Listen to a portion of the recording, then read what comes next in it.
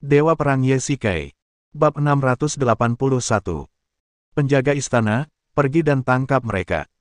Li Ruo berteriak, dan para prajurit segera menyerbu dengan pedang di tangan. Pohon raksasa ini benar-benar tebal dan kuat, bahkan cabang-cabangnya lebarnya 4 atau 5 meter. Ye-Shikai dengan cekatan mengeluarkan pedang logam untuk menangkis. Para elf itu tampak ramping, dan mereka semua adalah elf perempuan, tetapi ilmu pedang mereka sangat cepat, dan mereka juga mengepung musuh, yang membuat Ye-Shikai pusing. Ledakan. Ye-Shikai menggunakan kekuatan internalnya untuk memotong pedang di tangan seorang penjaga dengan satu pedang. Dia berbalik dan mengayunkan pedang untuk memotong pedang penjaga lainnya. Pedang ini dibuat dari logam langka oleh hantu. Itu sangat tajam dan memiliki kekerasan yang sangat tinggi.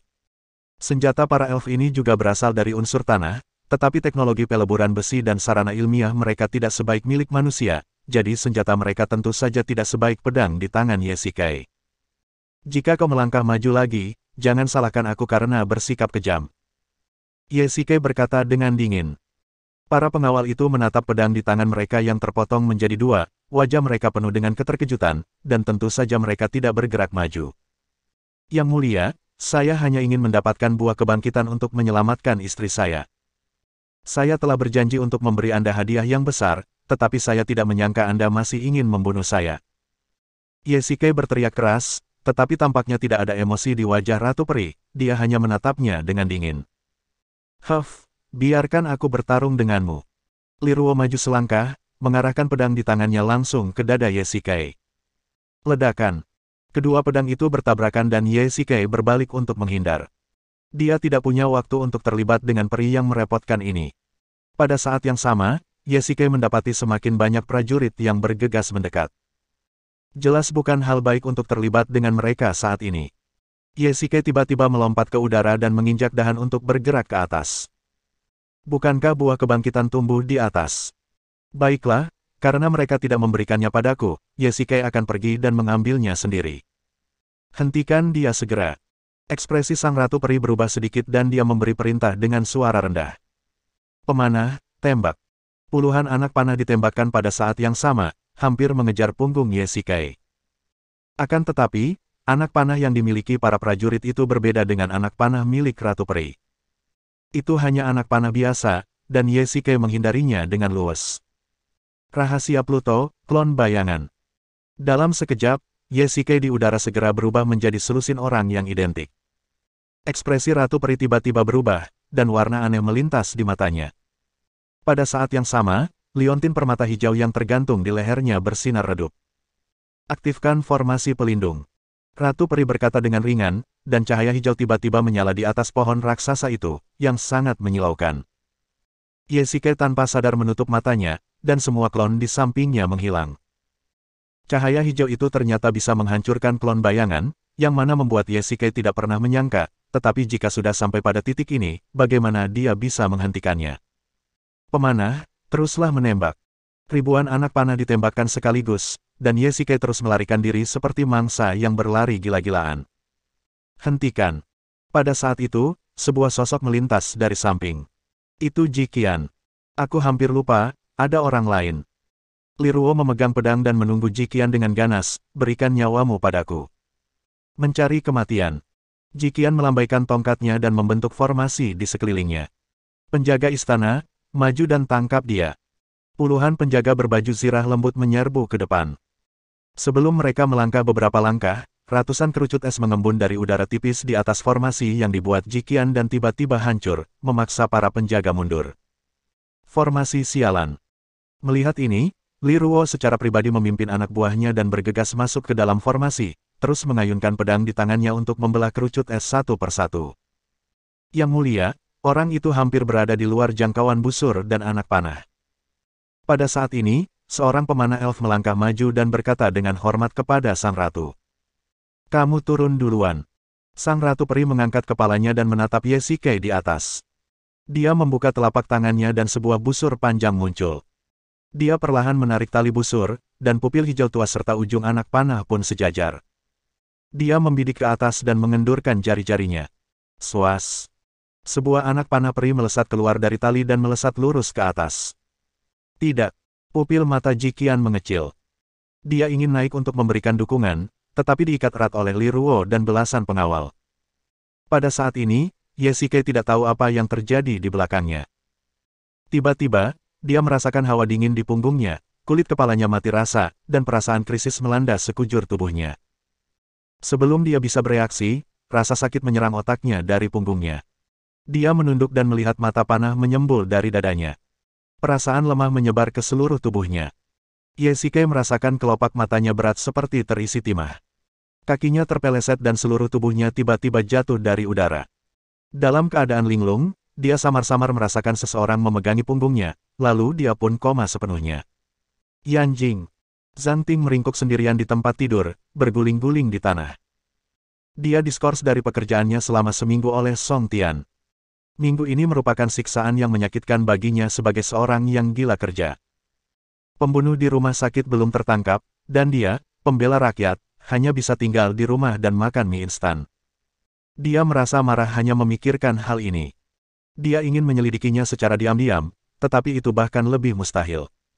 Dia sekarang menjadi orang yang menjadi pengamat utama bagi Song Tian dan dia mungkin akan mengusirnya begitu dia memasuki kantor polisi.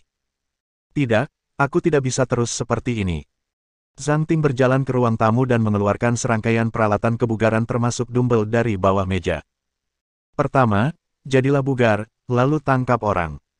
Zhang Ting terus memotivasi dirinya sendiri, menatap ponselnya dengan tenang di atas meja, dan terus bergumam, apa-apaan Biro Keamanan Nasional itu. Mereka masih tidak bisa menangkap siapapun, dan mereka masih ingin kita menyerahkan kasus itu kepada mereka. Sungguh, mereka hanya membual. Meski diskors dari pekerjaannya, sebelum pergi, Zhang Ting secara khusus menginstruksikan rekan-rekannya untuk memberitahu dia segera setelah ada berita penangkapan seorang penjahat, tetapi teleponnya tidak berdering sampai sekarang. Lupakan saja, ayo kita masak sesuatu untuk dimakan dulu. Zhang Ting berjalan ke dapur, membuka 2 bungkus mie instan, menaruhnya dalam panci, dan menunggu hingga matang. Ledakan. Tiba-tiba, pecahan kaca di dapur pecah dan lantai dipenuhi pecahan kaca. Zhang Ting terkejut dengan ini dan berjongkok tanpa sadar.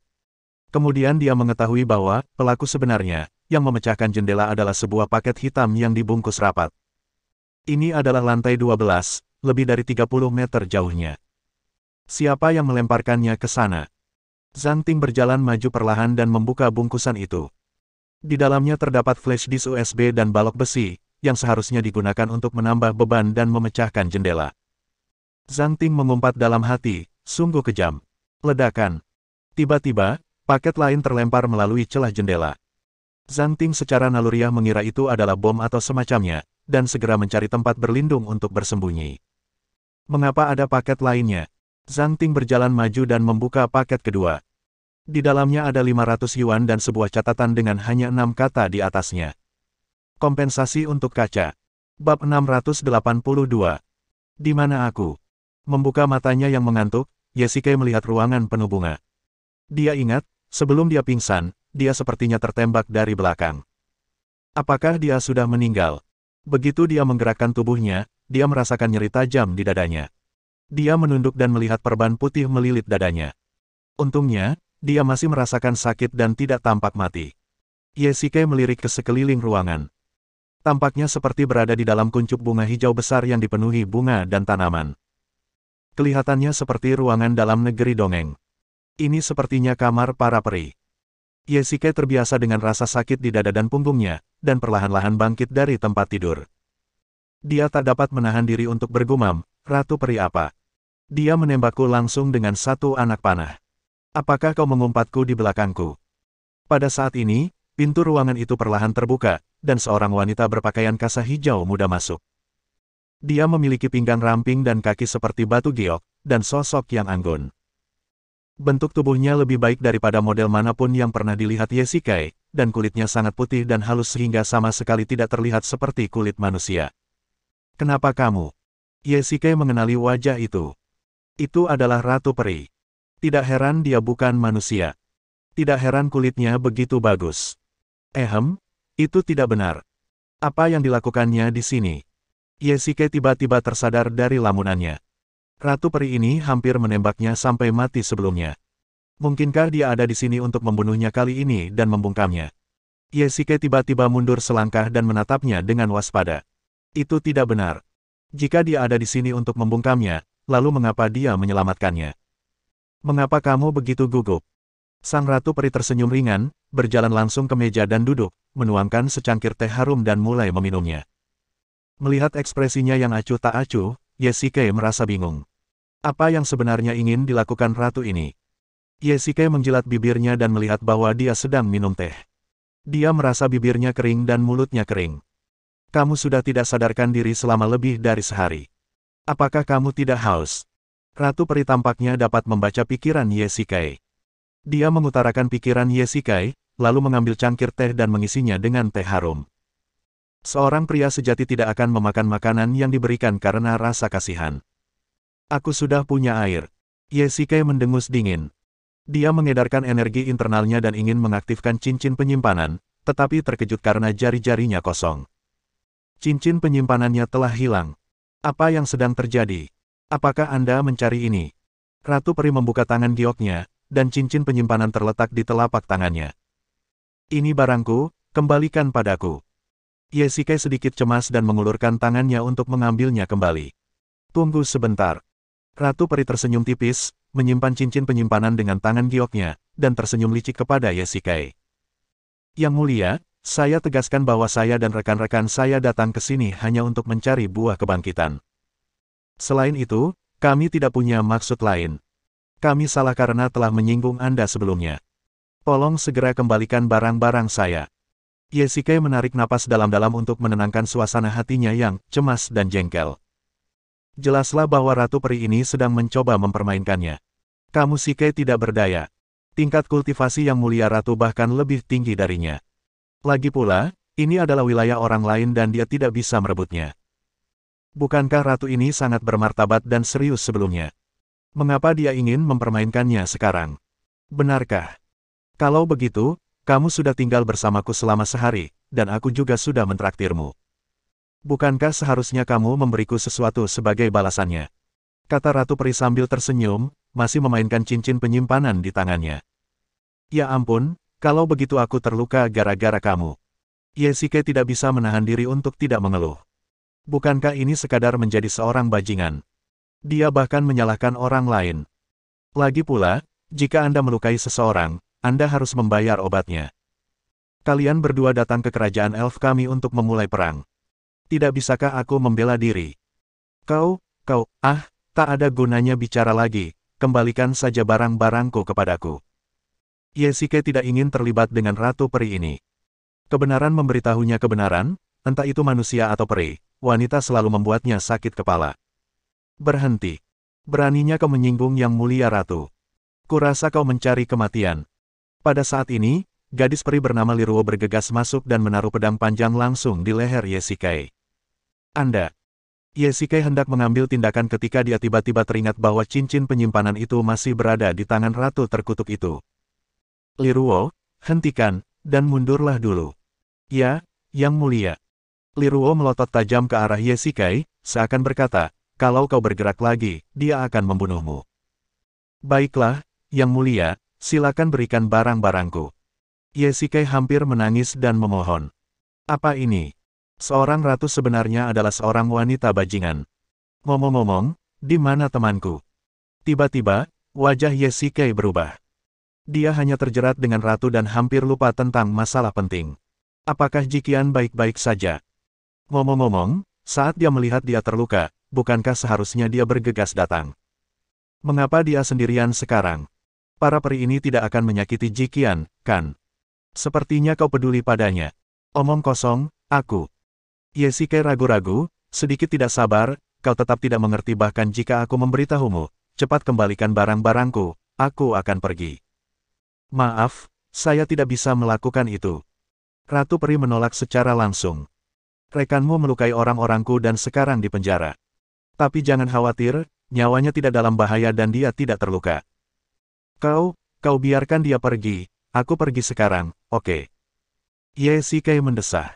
Sekarang, keduanya tertangkap, dan pihak lainnya adalah wanita yang tidak masuk akal. Tidak, dia melanggar hukum peri kami dan harus dihukum. Jika kamu tidak melepaskannya, aku akan pergi dan menyelamatkannya. Yesike berbalik dan pergi.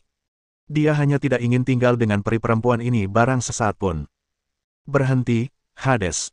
Tiba-tiba, suara dingin dan lembut terdengar. Yesike tiba-tiba berhenti dan menoleh. Orang yang berbicara adalah Ratu Peri. Bagaimana kamu tahu namaku? Yesike bertanya dengan heran, dengan beberapa warna aneh berkelebat di matanya. Pikirannya terus mencari. Ini memang pertama kalinya dia bertemu dengan ratu ini. Bagaimana dia tahu nama Hades? Tidak hanya aku tahu bahwa namamu adalah Hades, aku juga tahu bahwa kau adalah dewa utama dunia manusia, Pluto. Ratu Peri perlahan berdiri, berjalan di belakang Yesike, dan berkata dengan ringan. Bagaimana kamu tahu semua ini? Yesike menggelengkan kepalanya dan bertanya dengan rasa ingin tahu. Jadi kamu mengakuinya? Tidak.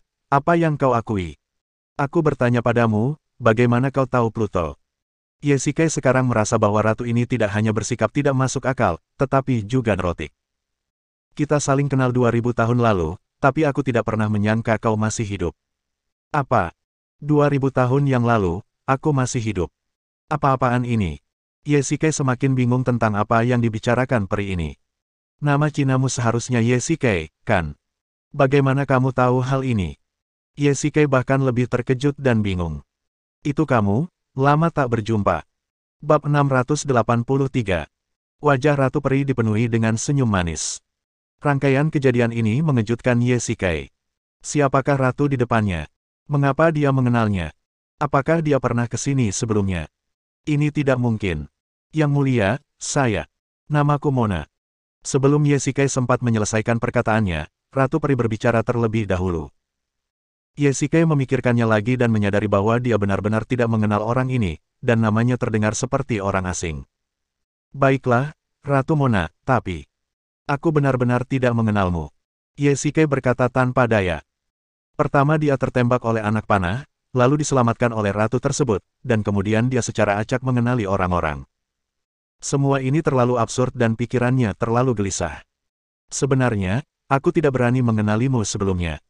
Lagi pula, lebih dari 2000 tahun telah berlalu. Mengingat rentang hidup kalian manusia, ini tidak mungkin. Namun, ketika kau menggunakan teknik Pluto tadi, aku mulai berpikir itu kau. Aku ingin memanggilmu untuk melihat lebih dekat, tetapi kau bahkan tidak memikirkannya dan langsung berlari ke pohon. Kata Mona sambil tersenyum. Jadi, kau menembakkan anak panah itu tanpa ragu. Wajah Yesike penuh dengan garis-garis hitam. Mungkinkah dia tertembak anak panah karena kesalahannya sendiri? Itu semua salahnya sendiri. Aku bisa mengendalikan anak panah peri, jadi aku hanya menembak dada kananmu. Mona tersenyum meminta maaf. Maafkan aku karena telah menyakitimu. Oh, lupakan saja. Setidaknya aku tidak mati. Yesike menghela napas panjang, dan ekspresinya tiba-tiba berubah. Itu tidak benar. Bagaimana mungkin aku bisa hidup lebih dari 2000 tahun? Kalau begitu aku akan menjadi iblis. Yesike tiba-tiba menepuk pahanya, lalu menoleh dan perlahan menunjukkan kecurigaannya terhadap Mona. Ratu ini tidak mungkin benar-benar seorang psikopat. Tapi aku benar-benar mengenalmu. Namamu Yesike. Mona menggerakkan jarinya di udara beberapa kali, dan 3 kata, Yesike, perlahan muncul di kertas putih di atas meja. Itu memang namaku. Yesike tidak dapat menyangkalnya. Tidak apa-apa kalau namanya sama, tapi bagaimana mungkin penampilannya sama? Itu sungguh aneh. Kamu tidak kehilangan ingatanmu. Mona menunjukkan ekspresi khawatir di wajahnya. Tidak mungkin. Aku mengingatnya dengan jelas sejak aku masih kecil. Yesike menggelengkan kepalanya dengan keras. Selain hal lainnya, dia telah mengenal Chen Yuxin di sekolah dasar. Tidak mungkin dia bisa melupakan ini.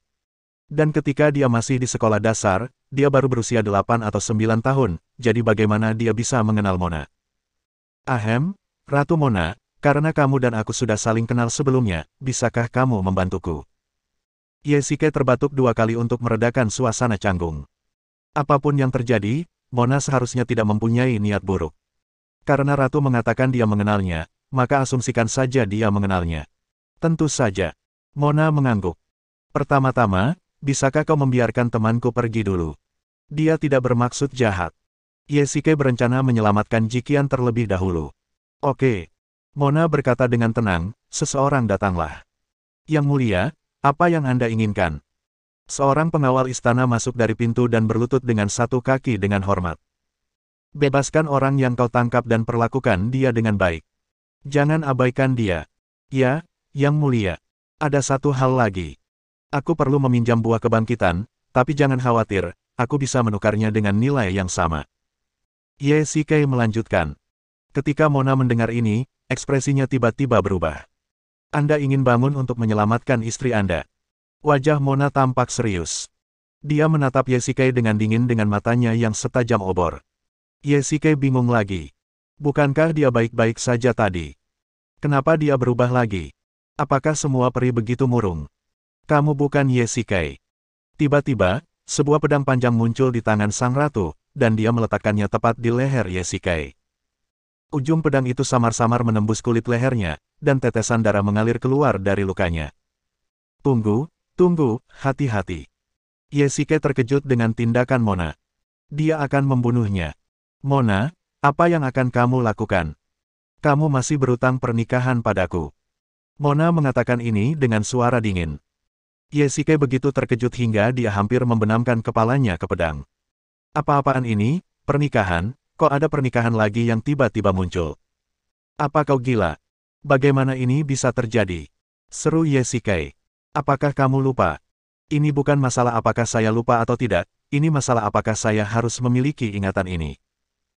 Ye Shikai telah membodohi banyak orang sebelumnya, tetapi kali ini, dia bersumpah bahwa dia tidak pernah mengatakan sesuatu seperti, aku ingin menikahimu, kepada peri, jika tidak, dia akan disambar petir. Baiklah, Mona. Aku rasa kita perlu bicara serius dan hikmat. Ye Shikai mengulurkan tangannya dan menjauhkan pedang dari lehernya. Baiklah, aku beri kamu waktu. Ahem, pertama-tama, aku ingin menjelaskan bahwa aku benar-benar tidak hidup selama lebih dari 2000 tahun. Jadi, Ye Shikai yang kau temui bukanlah aku. Ye Shikai mencoba semampunya menjelaskan masalah itu dengan bahasa yang sederhana. Pada saat yang sama, dia membenci Ye Shikai itu sampai mati. Dia dengan santai setuju untuk menikahi Ratu Peri. Bukankah ini tidak masuk akal? Dan tampaknya dia membuat Mona menunggu lebih dari 2000 tahun. Untungnya, Mona adalah seorang peri, kalau tidak dia pasti sudah marah besar sejak lama. Tidak mungkin, kamu sama persis, bahkan ini. Mona mengeluarkan cincin penyimpanan dari sakunya. Tapi aku sebenarnya tidak berusia 2000 tahun. Aku tidak abadi, juga bukan dewa. Lagi pula, ini pertama kalinya aku melihatmu. Ye Shikai dibuat tertawa dan menangis oleh Mona. Dia ingin mengatakan bahwa apapun yang terjadi, dia tidak mungkin menikahi peri, karena ini adalah hubungan antar spesies. Aku mengerti. Tubuhmu mungkin membeku, dan sekarang kau sudah bangun, tapi kau kehilangan ingatanmu. Perkataan Mona benar-benar mengejutkan Ye Shikai. Mengapa alur cerita ini tampak seperti cuplikan film? Saat ini belum ada teknologi yang dapat mengawetkan jasad orang yang masih hidup, jadi bagaimana mungkin ada teknologi seperti itu 2000 tahun yang lalu? Haha, kamu terlalu banyak menonton film. Ye Shikai tersenyum canggung. Singkatnya, aku bukanlah orang yang kau tunggu. Maaf, aku harus pergi dulu. Ye Shikai menghela napas, lalu berbalik dan mengulurkan tangannya, tolong berikan cincin penyimpananku. Mona berdiri di sana dengan tatapan kosong. Ye Shikai tidak berani mengganggunya. Dia mengulurkan tangannya dan melambaikannya di depannya. Mona, ada apa denganmu? Huff. Setelah waktu yang lama, Mona akhirnya sadar, mendengus dingin, langsung mengambil cincin penyimpanan, dan berjalan keluar pintu. Mona, tolong kembalikan cincin penyimpanan itu padaku. Ye Shikai menjadi cemas melihat ini dan ingin mengejarnya. Akan tetapi, begitu dia keluar pintu, dia dihalangi oleh suatu formasi. Ya Tuhan, itu tidak mungkin. Ye Shikai perlahan mengangkat kepalanya, dan sebuah formasi bersinar hijau menutupi seluruh rumah. Bab 684. Apa kabar, Mona? Kembalilah segera. Ye Shikai mencoba formasi tersebut, yang mirip dengan formasi kurungan. Kultivasi Mona sangat tinggi, dan bahkan jika Ye Shikai menggunakan semua kekuatan internalnya, dia tidak dapat menghancurkan formasi tersebut. Dia benar-benar tidak mengerti mengapa tadinya baik-baik saja, tetapi sekarang menjadi seperti ini. Dasar bocah nakal, apa kau tidak mengerti? Ratu Peri tidak berniat membiarkanmu pergi sekarang. Pada saat ini, suara jiwa pedang terdengar dalam benaknya. Bisakah Anda memberitahu saya sesuatu yang tidak saya ketahui? Ye Shike mendesah tak berdaya. Dia tidak buta. Mereka membentuk formasi seperti itu, jelas-jelas tidak ingin dia pergi. Saya yakin umurmu tidak sampai 2000 tahun. Setelah beberapa saat, roh pedang berkata demikian dengan acuh tak acuh. Setelah mendengar apa yang dikatakannya tadi, aku hampir mempercayainya. Ye Shike mengungkapkan ketidakberdayaannya. Siapakah sebenarnya Ye Shike dari 2000 tahun lalu yang disebutkan Mona? Bagaimana dia bisa begitu saja setuju untuk menikah dengan orang lain? Itu sungguh tidak bertanggung jawab. Dan pihak lainnya sebenarnya adalah peri. Sekarang cincin penyimpananku hilang, dan aku tidak punya apapun untuk dimakan saat aku lapar. Ye Shike meminum teh di meja seteguk demi seteguk, kemudian mencari ke seluruh rumah namun tidak menemukan makanan apapun. Dao Hun, menurutmu apa yang akan dilakukan Mona? Ye Shike berbaring di tempat tidur dengan bosan, menatap kosong ke langit-langit. Kurasa aku akan menikahimu. Apa? Bagaimana ini mungkin? Ye Shike berseru dan melompat dari tempat tidur. Para elf selalu menghargai janji, baik janji mereka sendiri maupun janji orang lain. Misalnya, Ratu Elf, Anda berjanji untuk menikahinya lebih dari 2000 tahun yang lalu, dan dia akan dengan senang hati menunggu selama 2000 tahun tanpa penyesalan. Sekarang Anda langsung mengatakan bahwa Anda tidak mau dan tidak mengakuinya. Bagaimana mungkin dia tidak marah? Dao Hun berkata dengan ringan. Benarkah begitu? Ye Shike bergumam, lalu ekspresinya tiba-tiba berubah dan dia berkata dengan gembira, "Bah, apa maksudmu dengan janji? Bukankah aku sudah bilang kalau aku sama sekali tidak mengenalnya?" Ye Shike, itu bukan aku. Aduh, mengapa aku harus disalahkan padahal aku sedang berbaring? Ngomong-ngomong, Dao Hun, apakah kamu tahu tentang para peri? Ye Shike bertanya dengan rasa ingin tahu. Aku adalah jiwa Hades Blade. Aku biasa mengikuti Hades untuk membunuh orang di mana-mana, jadi aku punya sedikit pemahaman tentang para elf. Jiwa pedang berkata dengan ringan, para elf telah ada selama puluhan ribu tahun, dan rentang hidup mereka jauh lebih panjang daripada manusia. Mereka awalnya tinggal di hutan, tetapi dengan perluasan manusia selama 1000 tahun terakhir, habitat para elf menjadi semakin kecil. Kemudian, beberapa orang menemukan bahwa para elf memiliki rentang hidup yang sangat panjang. Karena keinginan dan keserakahan manusia untuk keabadian, ada tren menangkap para elf. Pada saat itulah para elf dan manusia berpisah. Karena para elf sombong dan menganggap diri mereka lebih unggul dari yang lain, mereka meremehkan sistem kerajaan kuno. Selain itu, ketika kedua ras itu bentrok, para elf membunuh atau melukai beberapa manusia, yang menyebabkan para penguasa manusia mengeluarkan perintah perburuan terhadap para elf. Sejak saat itu, kedua ras itu menjadi musuh bebuyutan. Tidak heran, begitu aku datang, mereka mulai berteriak-teriak ingin membunuh manusia. Ras manusia dan para elf ditakdirkan untuk tidak cocok. Mengisolasi diri dari dunia mungkin merupakan pilihan terbaik. Bocah, daripada mengeluh di sini, lebih baik kau manfaatkan kesempatan ini untuk melakukan sesuatu. Pada saat ini, suara roh pedang terdengar lagi, yang mengingatkan Ye Shike. Saat pertama kali sampai di sini, dia mendapati energi spiritual di sini sangat kaya, jauh lebih kuat daripada dunia luar. Jika dia berlatih di sini, pasti hasilnya bagus. Kamu benar. Ye Shike duduk bersila di tempat tidur, memejamkan mata, dan perlahan-lahan berlatih Sutra Kaisar Xuan. Dia akan berlatih metode ini dari waktu ke waktu, tetapi dia tidak memiliki waktu luang seperti para pertapa untuk berlatih dengan banyak waktu. Sekarang dia terjebak di level Gen, yang merupakan level keempat. Baru-baru ini, ia mendapati bahwa belenggu terobosan sedikit mengendur, yang merupakan hal yang baik. Dia harus membuat terobosan sambil memanfaatkan waktu ini. Dalam beberapa tarikan napas, Ye Shike hanya merasakan aliran energi spiritual yang tiada habisnya mengalir perlahan ke dalam ruangan dari luar, lalu perlahan terserap olehnya. Selama ada cukup energi spiritual, dia pasti akan mencapai tingkat kelima, tingkat Kun. Yang mulia, apa yang harus kita lakukan terhadap pria di sana? Li Ruo bertanya. Awasi dia dan jangan beri dia makan atau minum apapun untuk saat ini. Aku ingin melihat berapa lama dia bisa bertahan. Mona memegang cincin penyimpanan di tangannya dengan ekspresi tidak senang, seolah-olah mainan kesayangan gadis kecil itu telah diambil. Ya, Yang Mulia. Li Ruo mengangguk, dan tiba-tiba ekspresinya berubah drastis. Dia menunjuk ke langit dan berteriak keras, "Yang Mulia, lihat ke atas." Apa? Mona mendongak penasaran, tetapi tertegun oleh pemandangan di depannya. Aura hijau terpancar dari puncak pohon raksasa dan perlahan mengalir menuju ruangan tempat Ye Shikai berada. Aura itu terus mengalir ke dalam ruangan dan tampaknya tidak ada tanda-tanda akan berhenti. Sutra Kaisar Xuan dapat menyerap aura langit dan bumi untuk membantu terobosannya sendiri. Secara teori, makin kaya auranya, makin mudah pula untuk menerobosnya. Ye Shikai sekarang memanfaatkan ini. Yang mulia, apa yang terjadi? Cepat, ayo kita kembali. Yanjing, kantor polisi. Pagi-pagi sekali, Zhang Ting, mengenakan seragam polisi, bergegas kembali ke kantor polisi, membuat semua orang ketakutan. Kakak Ting, bukankah kamu diskors selama seminggu? Kenapa kamu baru kembali sekarang? Pada saat ini, seorang polisi keluar. Xiao Chen, cepat ikut aku. Zhang Ting mencengkeram erat polisi itu dan menariknya ke kantornya tanpa berkata apa-apa.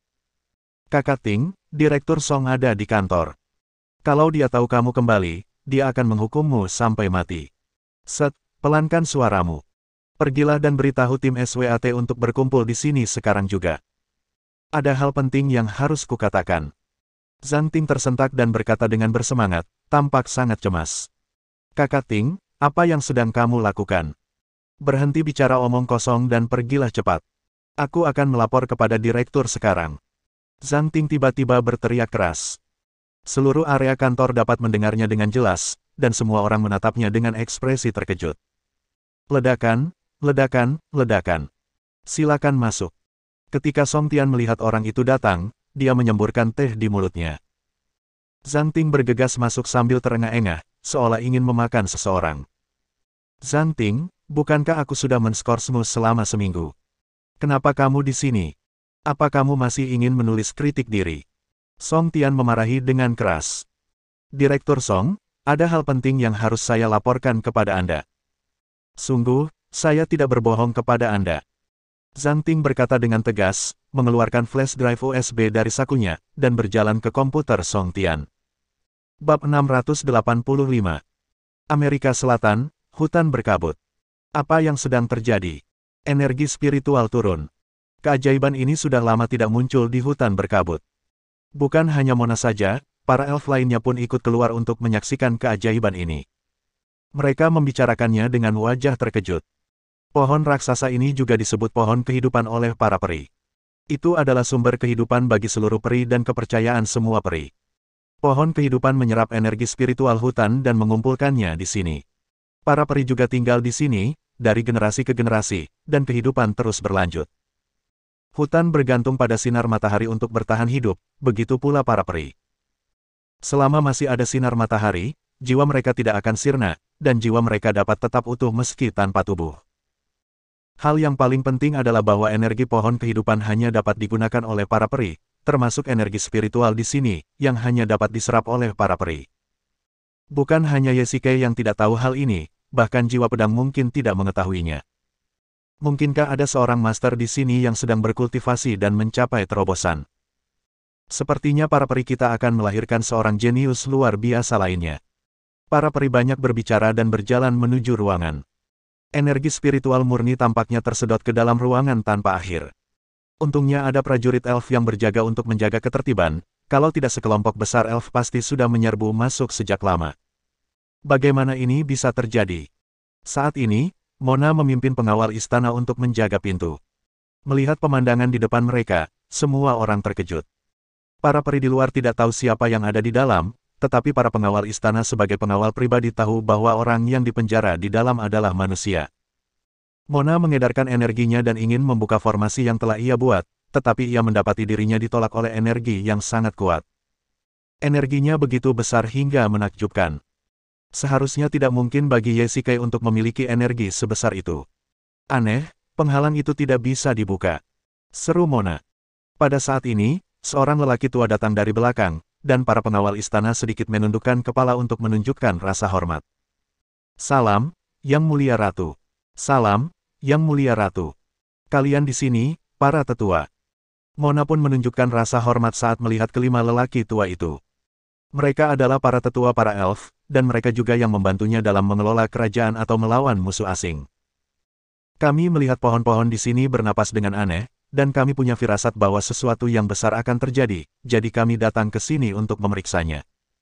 kata seorang tetua laki-laki. Yang mulia, apa yang terjadi? Apakah ada orang di ruangan ini? Tanya tetua peri lain di samping. Memang. Mona mengangguk. Yang mulia, bolehkah saya bertanya identitas orang di ruangan itu? Dia manusia. Begitu Mona selesai berbicara, kelima tetua tak dapat menahan diri untuk tidak terkesiap.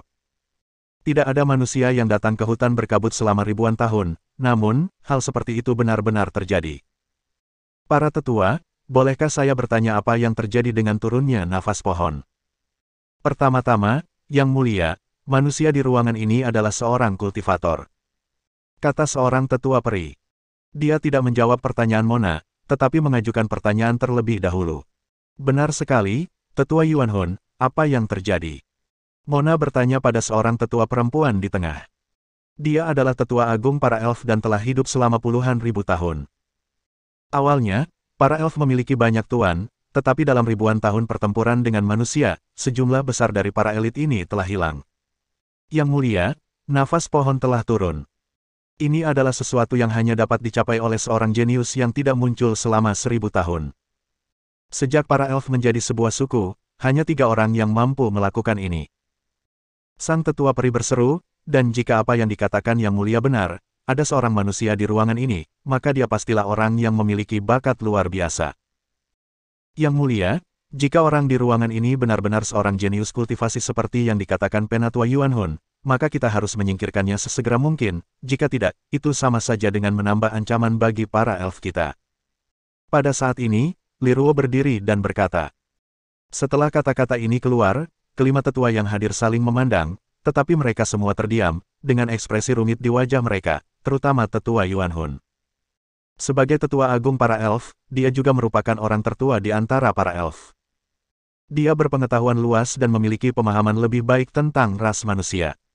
Pada saat yang sama, wajah Mona juga sangat gugup. Tak seorang pun menyadari bahwa kedua tangannya terkepal erat. Keluhan antara manusia dan elf tidak ada habisnya. Bahkan di antara para elf yang dikenalnya, banyak sahabat yang mati tragis di tangan manusia. Liruo tidak terlalu tua, hanya berusia lebih dari 1000 tahun. Jika diubah ke usia manusia, dia hanyalah seorang gadis berusia 15 atau 16 tahun. Ia dilahirkan di hutan ini dan tumbuh dalam suasana kebencian terhadap manusia. Akibatnya, ia memiliki niat membunuh terhadap manusia yang berbeda dengan sifatnya. Faktanya, saat Mona seusia Liruo, dia juga memiliki rasa permusuhan terhadap manusia, sampai dia bertemu Ye Shikai. Melihat kelima tetua tampak gugup dan ragu-ragu, Mona pasti khawatir tentang bagaimana menghadapi Ye Shikai. Kalau mereka tidak membunuhnya, dan kalau suatu hari Ye Shikai benar-benar menyerang balik para elf, bukankah itu sama saja dengan memelihara harimau untuk menyakiti diri mereka sendiri? Jika mereka membunuhnya, mereka akan menjadi bahan gunjingan. Lagi pula, Ye Shikai tidak melakukan tindakan permusuhan apapun saat dia datang ke sini. Di sisi lain, napas pohon telah turun, dan para elf lainnya sudah mengetahuinya, dan itu akan segera menjadi peristiwa besar. Tetua Agung Yuan Hun, lihatlah dengan cepat. Liruo menunjuk ke arah formasi di luar rumah, yang mulai perlahan hancur dan menghilang, secara bertahap berubah menjadi energi spiritual dan diserap oleh rumah. Pembentukan Yang Mulia Ratu sangatlah sempurna, namun kini telah diubah menjadi makanan untuk kultivasi oleh pria itu.